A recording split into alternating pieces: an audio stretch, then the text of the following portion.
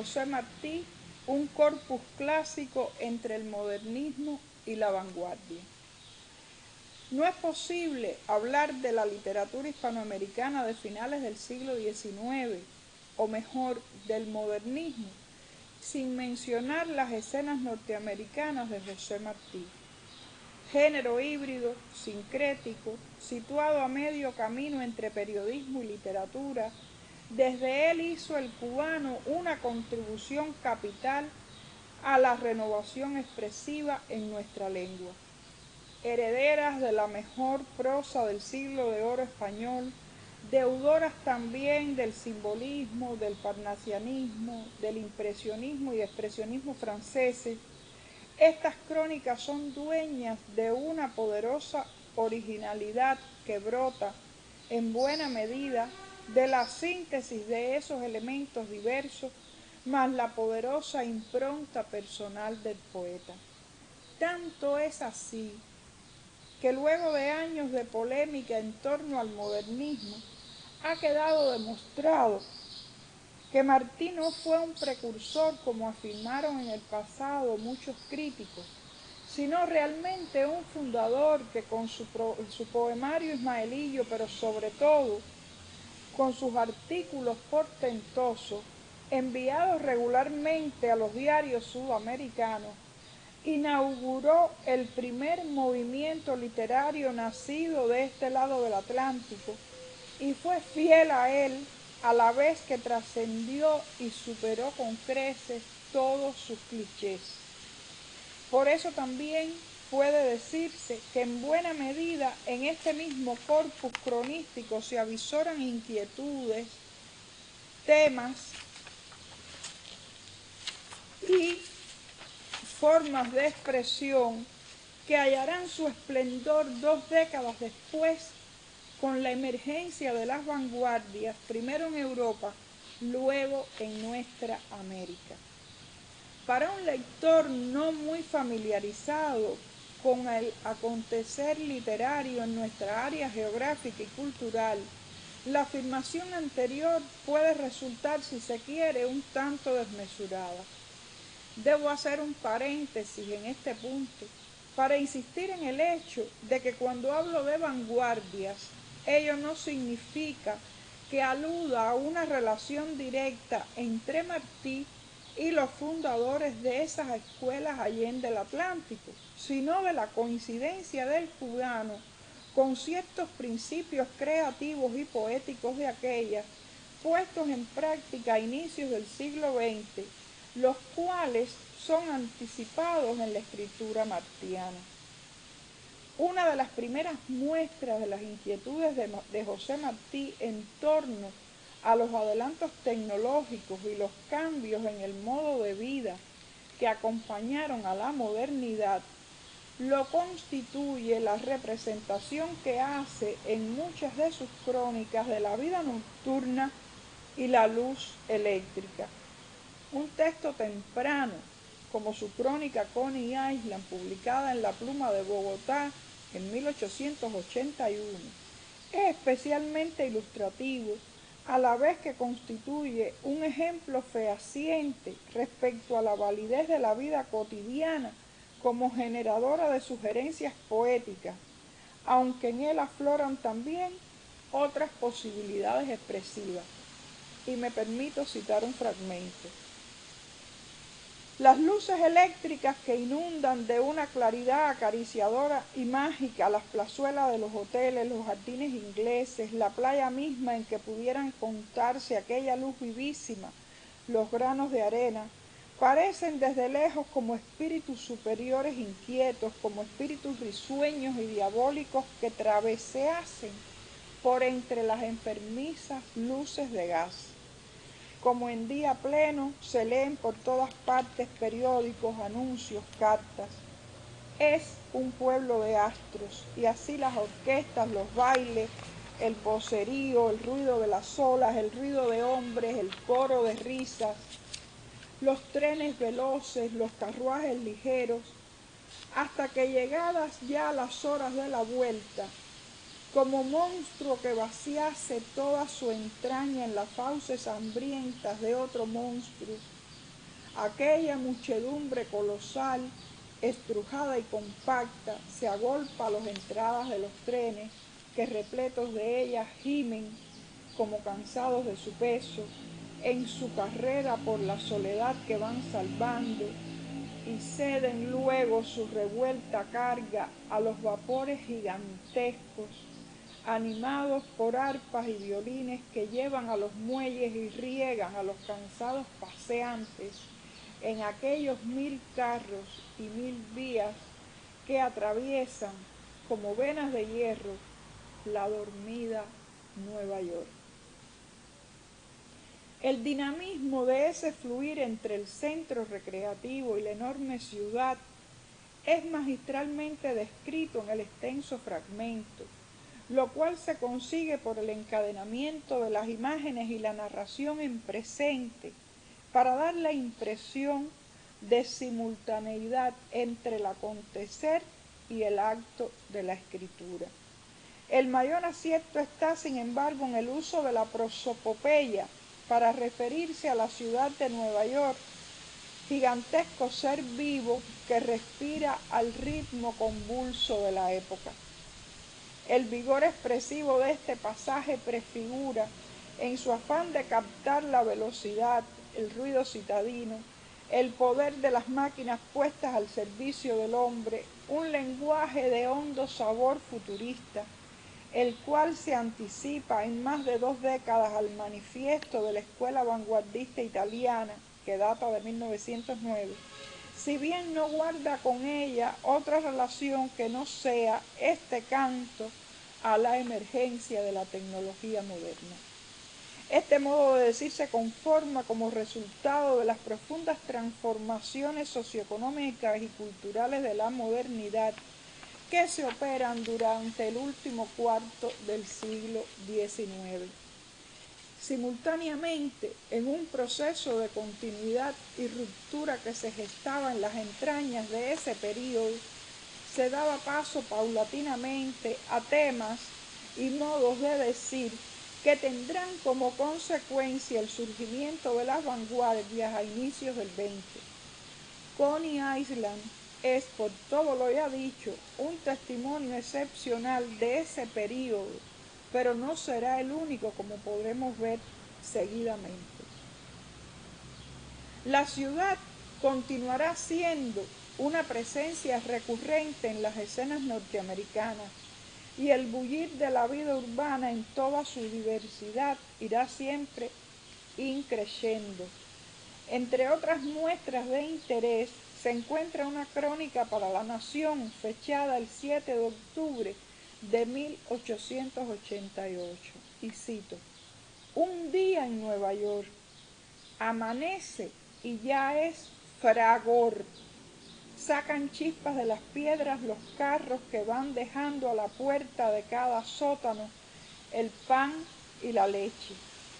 Bajan los ferrocarriles aéreos llamando al trabajo. Y abajo de la ciudad la vida ruge.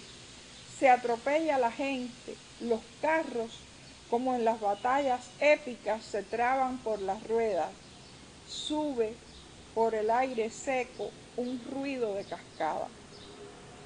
La mención de las batallas épicas no solo alude al conflicto entre tradición y modernidad.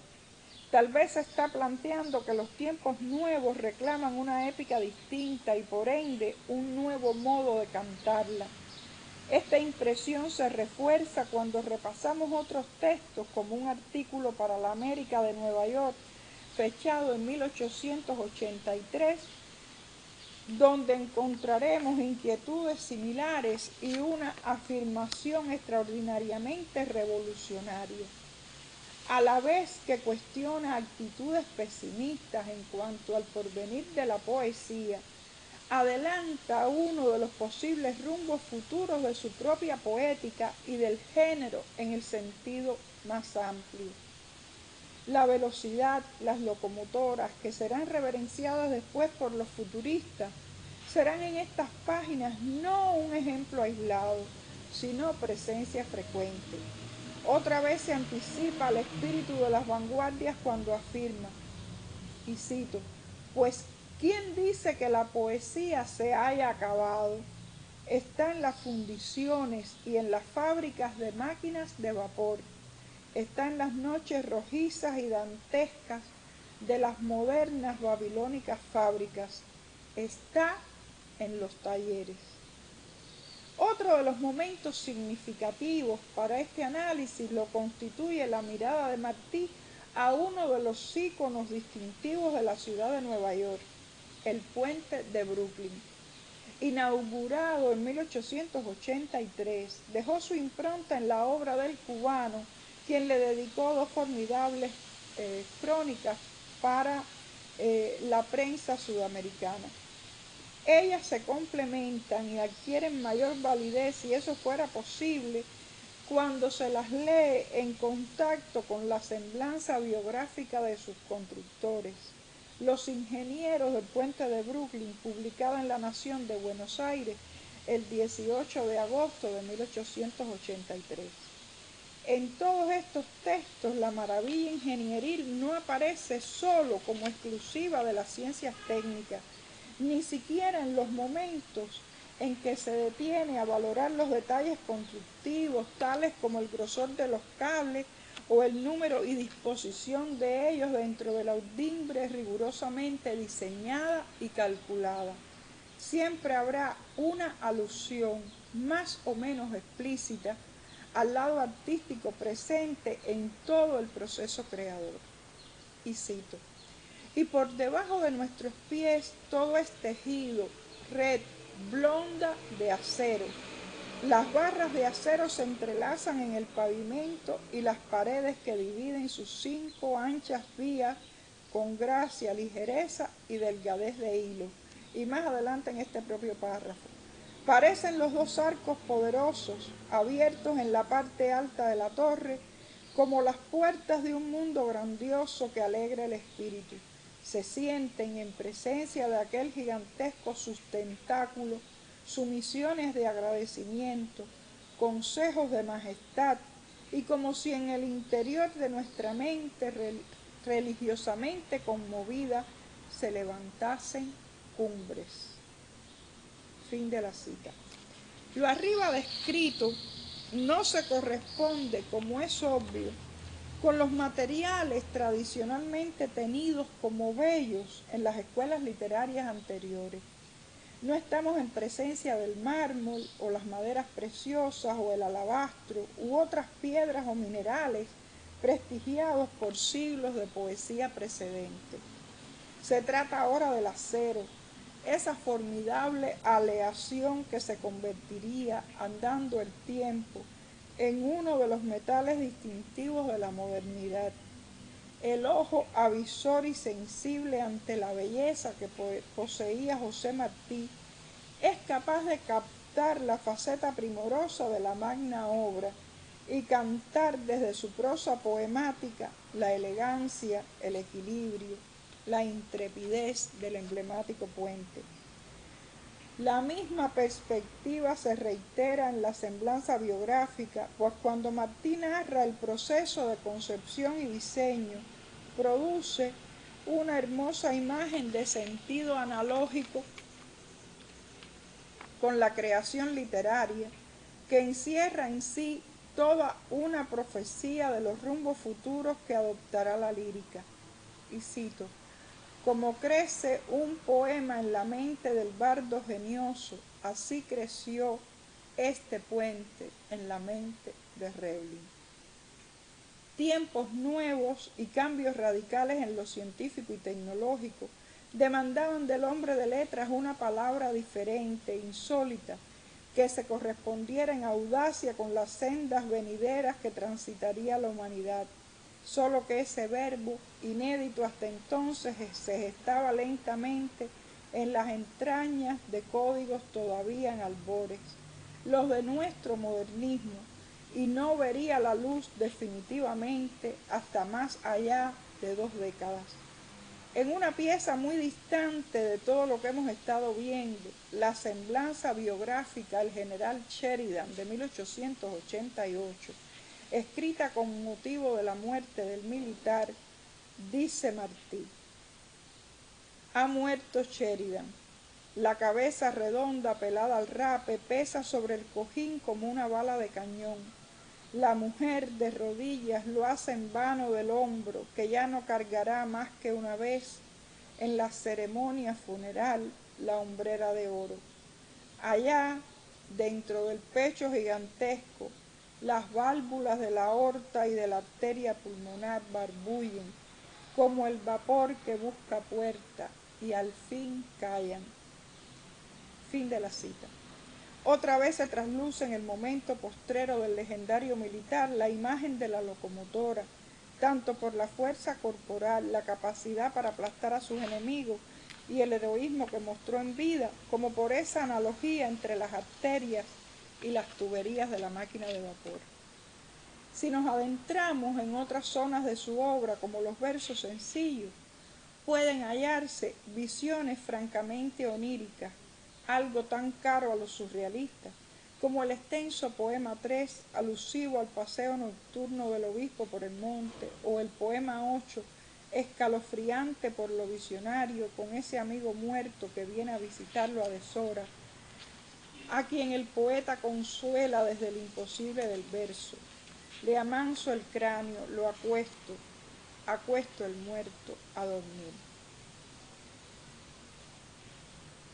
En la revista de Avance, órgano de nuestra vanguardia, publicó Raúl Roa su artículo Martí, poeta nuevo, en 1927, en el que declaraba la novedad de los versos sencillos, y como conclusión de este mismo estudio afirmará Roa más adelante: en alto grado poseyó Martí innatamente el sentido de la poesía vanguardista.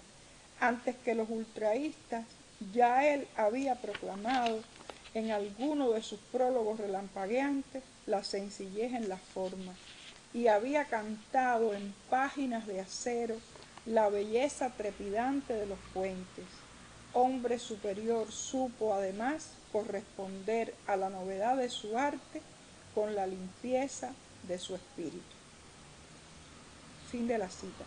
No se trata solo de entender a Martí como un precursor o un anticipador de las vanguardias. Desde su indudable condición de fundador del modernismo y testigo excepcional de la modernidad, movimiento al cual trasciende ampliamente, llevaba ya en su obra los gérmenes de aquellas. El general Grant, por ejemplo, y sus demás semblanzas de prohombres norteños son sin duda textos expresivos de esa nueva épica que reclamaba el acontecer de los finales del siglo XIX. El propio Martí tuvo conciencia muy clara tanto de la importancia para su presente como de la perdurabilidad de esas crónicas, concebidas inicialmente para la prensa, pero acrecidas en valores intrínsecos y autonomía al desgajarse de lo factual por sus cualidades literarias. En su carta a Gonzalo de Quesada y Aróstegui, fechada el 1 de abril de 1895, considerada como su testamento literario, le pidió especialmente que se ocupara de sus escenas y entre ellas de los retratos de norteamericanos. ¿Por qué? Porque como él también dijo en su semblanza sobre Grant, culminan las montañas en picos y los pueblos en hombres. Esos retratos lo ayudarían a difundir entre sus lectores sudamericanos la verdad sobre los Estados Unidos, porque en todos ellos estaban concentrados en caracteres particulares, rasgos distintivos de aquella nación. Dentro de esa selva textual habría muchos frutos perdurables y en ella ocupan un lugar preponderante sus retratos biográficos o semblanzas, en los cuales, a la vez que se adentra en las circunstancias vitales, en la época y en las contradicciones sociales en que vivió el personaje, se permite novelar, apoyarse en la ficción narrativa, algo que no es recomendable en la biografía en sentido canónico, y que sí es un recurso propio de la crónica, felizmente incorporado por el cubano. La obra cronística de Martí, y por extensión la de sus contemporáneos Darío, Casal, Gutiérrez Nájera y demás modernistas, se produce en una época en que aún no había tenido lugar el deslinde entre periodismo y literatura, proceso que se acentuará ya avanzado el siglo XX, dejando tras sí una estela de polémicas que continúa hasta hoy. Casi todos estos escritores fueron grandes poetas y no dejaron de serlo en ninguno de sus artículos para la prensa. Gracias a ello, el texto efímero se hizo perenne. Adentrarse en los textos que escribiera Martí desde los Estados Unidos, independientemente del género, que en ellos casi nunca es puro, significa asistir al poderoso testimonio de una época y de una nación, pasado por el tamiz del modernismo hispanoamericano y sugerencias de otros ismos europeos finiseculares, la originalidad poética del escritor y la perspectiva humanista, ética, política de un hombre que había practicado como credo personal y línea de conducta y declarado en sus versos que quería echar su suerte con los pobres de la tierra. A la literatura que escribiera Martí en los Estados Unidos nos estaremos acercando de conjunto en las ponencias agrupadas en este eje temático. Todas aluden al verbo febril de un hombre que escribe por convicción y vocación de servicio, no como vanidad de quien quiere exhibir su talento incuestionable. No era un escritor cómodamente situado en la sociedad, sino un emigrado subalterno que vencía a diario muchísimas barreras para ejercer su derecho a la escritura. Era un hombre que tenía otros oficios, que se ganaba la vida de diversas maneras, hasta, y cito de una carta suya a Mercado, que esto es realmente interesante, dice él a Mercado, hasta con traducciones mortales de hierros y tuercas que nunca han sido encontradas. Sin embargo, eso no le impidió articular un proyecto político emancipador que concibió de una manera totalizadora y plural al mismo tiempo.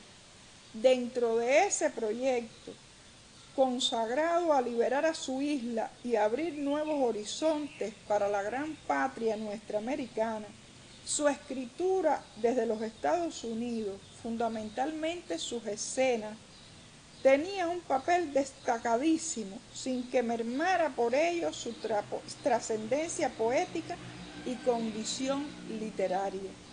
Por eso son un corpus textual que ya es un clásico, el cual responde plenamente a su época, pero que desbroza el camino hacia nuevos modos de expresión. Por eso mismo, conserva hoy valores permanentes, provocadores de nuevos acercamientos, como los que veremos a continuación. Muchas gracias.